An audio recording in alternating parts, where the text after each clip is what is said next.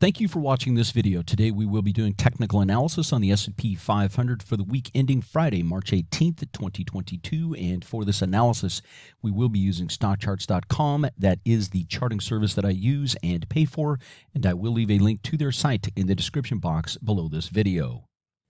My name is Rodney Constable. I have over 30 years of investing experience, including over 25 years of experience trading stocks and options. I am a former financial advisor, a former vice president of a major mutual fund company, and I am the developer and president of Simple Market Signals at simplemarketsignals.com. The chart that we're going to be working off of today is a weekly candlestick chart of the S&P 500. So each candlestick does represent 1 week of trading, and this chart goes back to the beginning of 2021.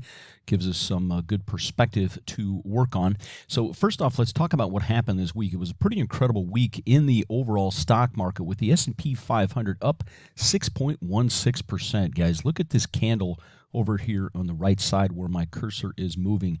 Just an unbelievable week in the equities, period. But S&P 500 alone up 6.16%. We closed at 4463.12. All right. So let's kind of step back here and take a look at what has happened during this entire downturn. Have quite a few notes and annotations here to share with you. But I think this will, if you'll stay with me and stay with the whole video here, it'll really paint a picture as to what has transpired so far since the beginning of the year with this entire downturn, and where we're at, and help us understand what's going on here. So first off, the all-time intraday high on the S&P 500 back here on January 4th, 2022 was at 48,1862. All right. And during this downturn, we dropped to as low as 41,1465, as you can see right here. All right. And that, by the way, was on January 24th. I don't have that annotated, but I just have it memorized. So 41,1465. So that entire move from 48,1862 to 41,1465, we had a max drawdown so far for this downturn. No way to really know yet if it's over or not. But so far, what we've done, and we drew down 14.61% from peak to the trough so far. Down 14.61% on the S&P 500. All right, now where we closed on Friday the 18th of March, 4463.12. If you look at the difference between 48,1862 and 4463.12, that's 7.38%. So right here, all right, where we're sitting right now on the S&P 500 is 7.38% below the all-time intraday high set on January 4th of this year. I've been talking about how important this 4350 level is, guys, for quite a while. So, if you're newer to the channel, I would encourage you to go back and watch my last 6-8 videos. I put a lot into these videos, all right? So if you're newer, welcome. Make sure you subscribe.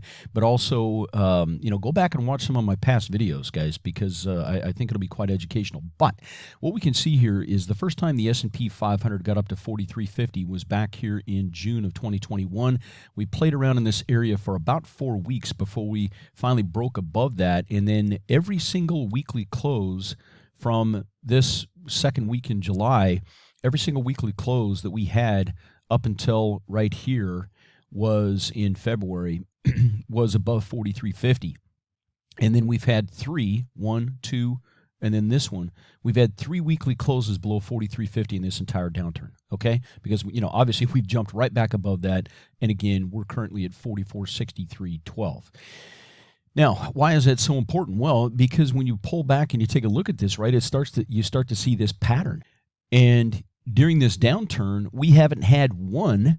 We came really close, but we have not had one weekly close below 4,200. So the next support level below 4350, which obviously has been an extremely important support and resistance level since clear back here in June.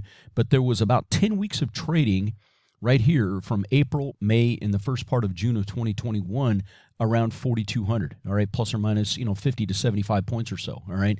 And during this downturn, now intra-week, we already know we pulled down to 41,1465, but the lowest weekly close that we've had on the S&P 500 was not obviously this last week, but the previous week, where we closed at 4204.31. All right. So I want to remind you that when you're doing analysis, the weekly closes are more important than daily closes, and daily closes are more important than where, like an hourly candle would close if you like to do intraday work and like to look at the hourly candles. But when we're looking at the weekly candles, the lowest weekly close that we've had really since clear back here in June of 2021 was 2 weeks ago, where we closed at 4204.31.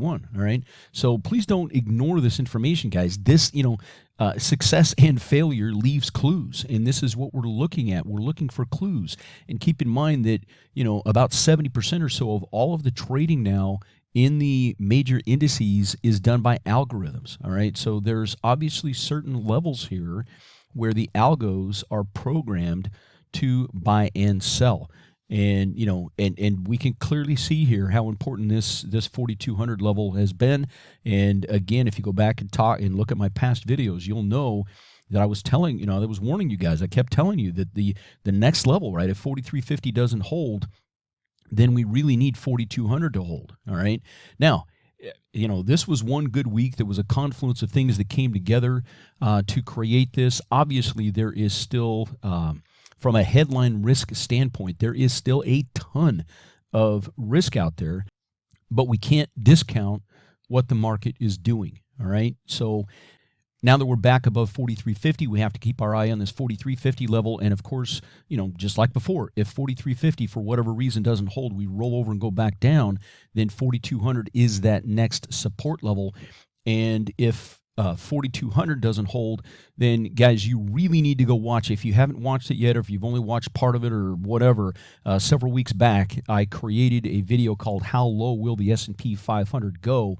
And I looked at all of the major support levels below where we're currently trading, and then I kind of compared them back to if we get into a bear market, whether it's now or 2 years from now, this data will not change, guys. So please, for your own education, watch that video. I think it's one of the best videos I've ever done. I've got roughly 300 videos on my channel now, and I think it's one of the best, most educational, most important videos that I have ever created on the stock market. So again, that video is called How Low Will the S&P 500 Go? I will also link that video in the description box below this video. So please make sure when you're done watching this video that you spend the time, invest the time in yourself to watch that video. Again, it's called How Low Will the S&P 500 Go? All right. So, again, we've only had 4 weekly closes below 4350 since back here. So again, it just shows how important this 4350 level is. We have not had one weekly close in this entire downturn. All right, which again from peak to trough was 14.61% max drawdown. We did not have one weekly close below 4,200. We came really close. 4204.31 is our lowest weekly close in this entire downturn. And here we are. We're back above the 4350 level with a vengeance. I mean, 6.16% on a 1 week move on the S&P 500. That is a monstrous move, guys, and on really high volume. All right. Now, I know triple witching on Friday the 18th, so that did contribute to the volume, but there was a ton of things that happened that all came together to create this. So the big question now for all of us is, will we see follow through next week? All right. But I also hope that this reminds you guys, be super careful with these guys that are hyperbolic out there, that the market's going to crash. The market's going to crash. I don't make predictions because I know better, right? I've been doing this for a long, long, long time.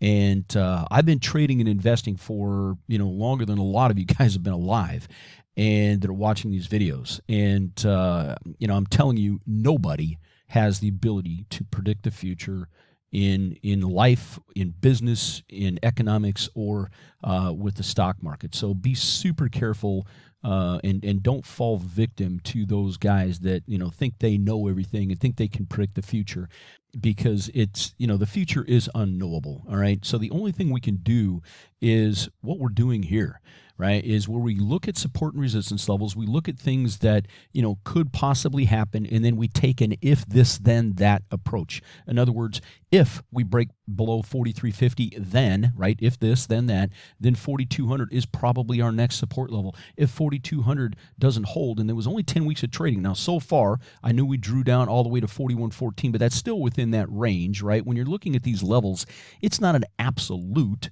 okay, when you're, especially intra-week, but, we got down into that level, and so far this 4,200 plus or minus level has held, as we can see, all right? But if 4,200 doesn't hold, I'm telling you, there's not a lot of support until we get down, clear into this 3,800 window. And for more information on that and, how that all works, please go out for your own benefit and watch the video, How Low Will the S&P 500 Go? Again, I will have that video linked in the description box below this video. And one last point here I want to make, guys, we've had really at this point, right, when we look back to, we first got up to this 4,200 level back in the latter part of April of last year, all right, so really a full year ago. At this point, we've had a rolling correction, right? We've had a rolling correction for an entire year, all right? So, it's possible that rolling correction has bled off enough pressure because a lot of stocks, depending on what you look at, especially tech and things like that, there was a lot of stocks that, and some of the super high flyers from back in the, the COVID run-up, some of the super high flyers are down, 50, 60, 80%.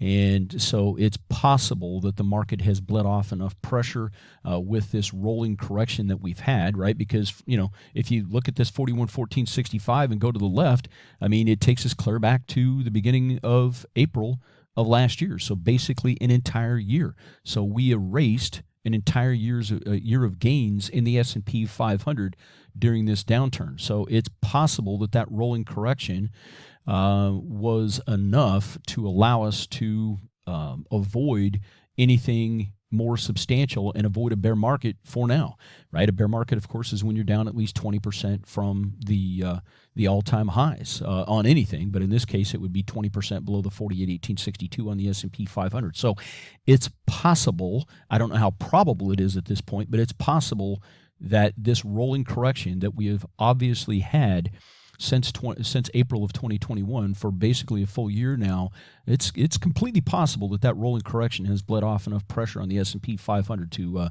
help us avoid more substantial downturn. But only time will tell at this point. All right, so we need to be careful. We need to understand the support and resistance levels. We need to understand that 4350 and 4200 at this point are those next two levels below where we're at.